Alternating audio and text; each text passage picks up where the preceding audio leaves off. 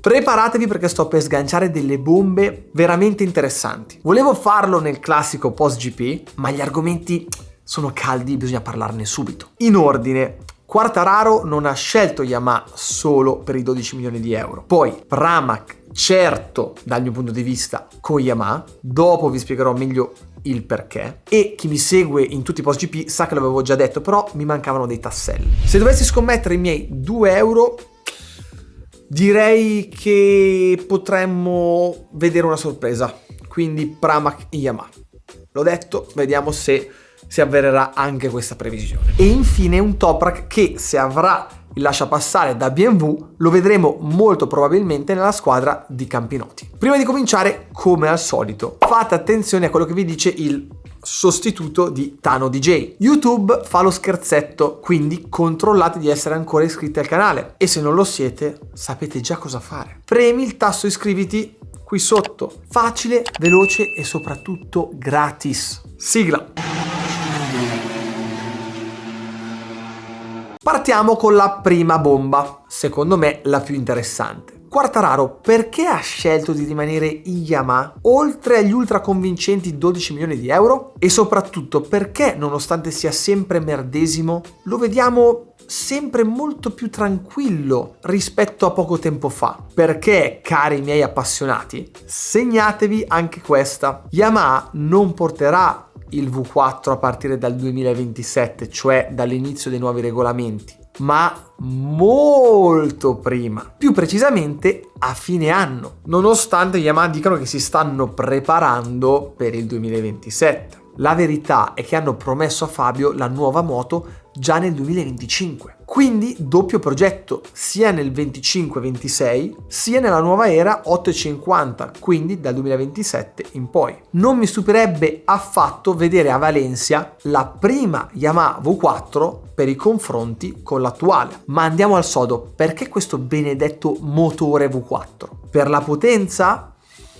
Nì, principalmente per l'aerodinamica e per i pesi. Al momento l'M1 sta soffrendo tantissimo, non più motoristicamente come in passato, perché le velocità, come abbiamo visto nelle ultime gare, sono molto vicine a quelle delle Ducati, ma come avevo detto, lato aerodinamica e peso. I piloti alzano tantissimo i tempi a metà gara, non perché non sono allenati. Vediamo sempre Quartararo che fa maratone, salti con la corda con 50 gradi, insomma su quello non gli si può dire nulla, ma la causa di questo drop nelle prestazioni è proprio per quei motivi. Se il peso è il primo grosso problema, basti pensare alle difficoltà di Bautista con soli 4 kg di zavorra. Pensate cosa vuol dire averne 7 in più rispetto alla concorrenza. Parliamo di 2-3 decimi al giro solo di peso. Il secondo grave problema è l'ingombro del motore 4 cilindri in linea, che non permette un adeguato sviluppo dell'aerodinamica. Cerco di spiegarvela in parole semplici e con qualche fotina messa lì bene. Non riuscendo a sviluppare sulle carene un adeguato carico, si va per forza di cose a cercarlo sull'anteriore, con un'ala triplana molto grande, che ovviamente genera carico, ma rende il mezzo pesantissimo negli scambi ad alta velocità, e di conseguenza i piloti a metà gara hanno sindrome compartimentale e sono devastati dalla vita. Ducati, oltre che essere al top lato aerodinamica, ha lavorato in maniera estremamente efficiente lato estrazione calore e raffreddamento. Radiatori piccoli permettono di avere carene molto strette e rastremate, che a loro volta creano spazio sui lati per inserire, oltre alle classiche ali laterali che conosciamo benissimo, dei diffusori molto grossi che buttano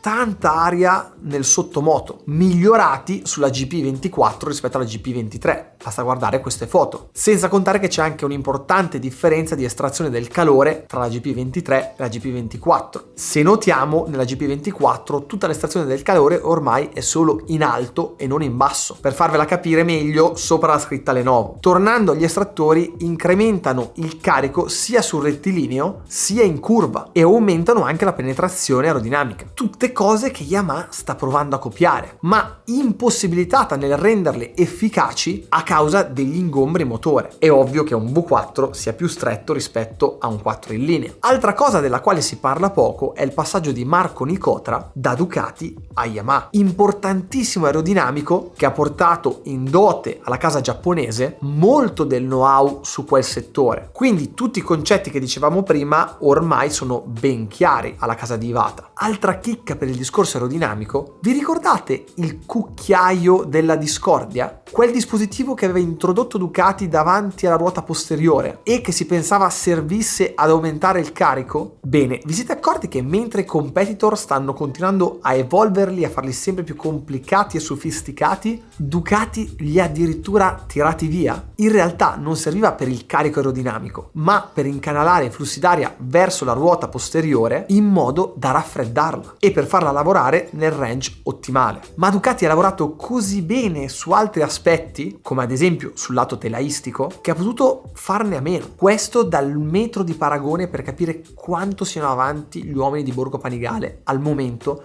rispetto a tutta la griglia. Tornando al discorso Yamaha, adesso inizia a esservi più chiaro il perché Pramac è molto più vicina alla casa di Iwata di quanto non sembri? Piccola comunicazione di servizio, ovviamente pensate alla mia felicità quando ho registrato il video e subito dopo è uscito l'annuncio ufficiale di Pramac con Yamaha. Ma in ogni caso tutto quello che diremo successivamente, fidatevi, è tanta roba lo stesso, quindi state attenti.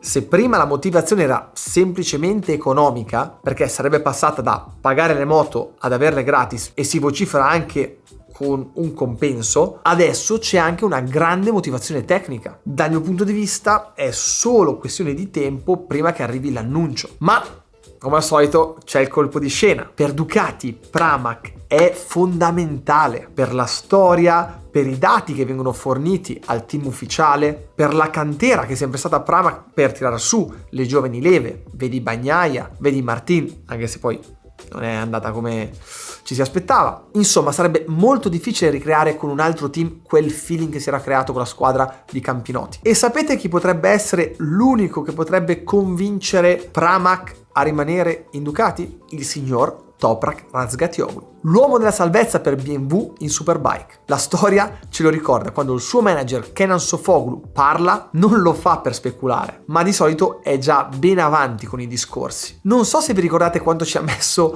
per passare da Yamaha a BMW dopo che gli era stato fatto lo sgarbo del test MotoGP gestito malamente, secondo l'entourage del turco. Lo so, Toprak ha un contratto per BMW anche nel 2025, ma ormai l'abbiamo visto anche in MotoGP con contratti ben più consistenti, tipo quello di Marquez con Honda. Se il pilota vuole andare via, va via.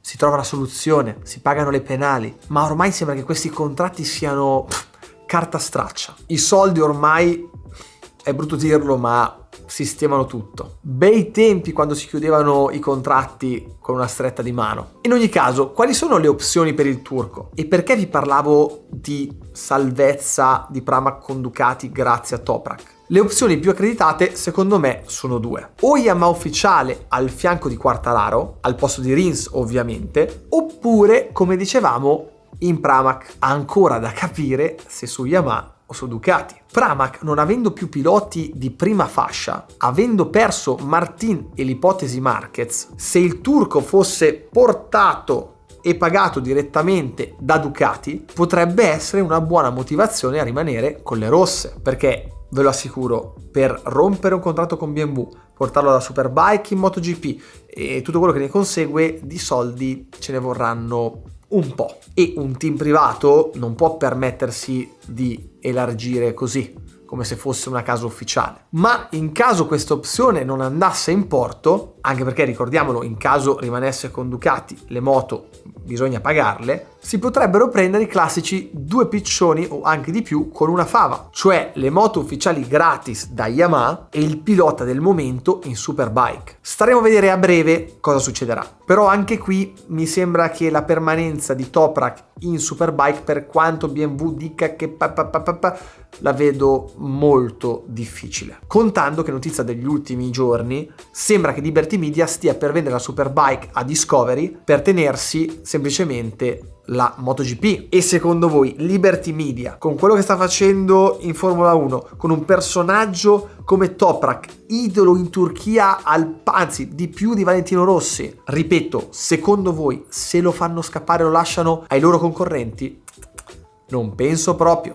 Bene, questo pre-GP è finito, fatemi sapere qui sotto cosa ne pensate, perché di ciccia al fuoco ce n'è tanta. Domenica classico post-GP, che vedremo cosa sarà successo nel Gran Premio, ma importantissimo, voglio ricordarvi che a luglio possiamo vederci in ben 3 occasioni. 6-7 a Isola Liri per il CIVS, campionato italiano velocità salita, il 20 e 21 a Spoleto, dove il CIVS sarà in contemporanea con l'Europeo di salita e ci saranno tanti piloti molto forti, potrete vederli veramente da 5 metri con le moto che vi sfrecciano a velocità siderali a un palmo di mano dal naso, spero si dica così. Per tutte le info andate a cercarli sui vari siti, ma se non sbaglio costa una cosa come 10 euro con posteggio, camper, tutto compreso, acqua corrente, spettacolare. E infine, come terzo appuntamento, il 27 e 28 a Misano per il VDV, il World Ducati Week. Come 2 anni fa faremo la parata, sarò lì con la giallona e se volete acquistare i biglietti vi lascio il mio codice sconto qui sotto che